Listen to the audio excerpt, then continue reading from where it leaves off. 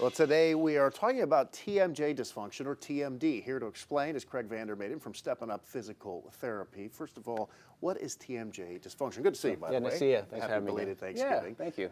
TMJ refers to the joint. It's a temporal mandibular joint. It's a mouthful. Yeah. That was a pun, by the Right, way. that was a good. That's a good pun. That's a good pun. And then dysfunction refers to that there's a misalignment or it's not functioning correctly. So if you see here, you have your jawbone or mandible that connects into the temporal bone or cheekbone. If you get a closer look here, those joints, they basically articulate with that, they have an articular disc there that acts as a shock absorber or a cushion. Okay. And then normally when your jaw opens and we talk or speak like we're doing or chewing, that jawbone will kind of rotate and then slide along that disc.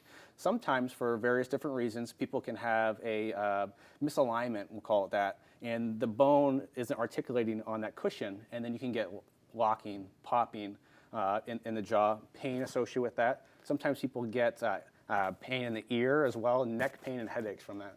So what kind of things can you do with physical therapy to help alleviate that? Yeah, well, first it kind of goes addressing the individual. Everyone's symptoms may be a little different and the cause is going to be different. So doing a good thorough examination and finding out where the asymmetry is. Are you tight here? Are you laxed here? Is posture involved? And then basically going over your habits and ergonomics.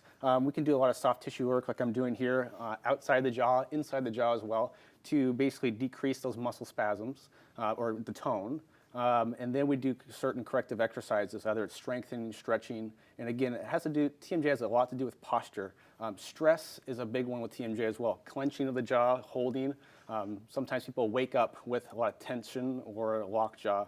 So we need to address stress as well. When do you kind of realize that, okay, this is more than just a little bit of a I need to see someone about this? If you're having locked jaw or problems opening and closing the mouth, that's something we want to take care of right away.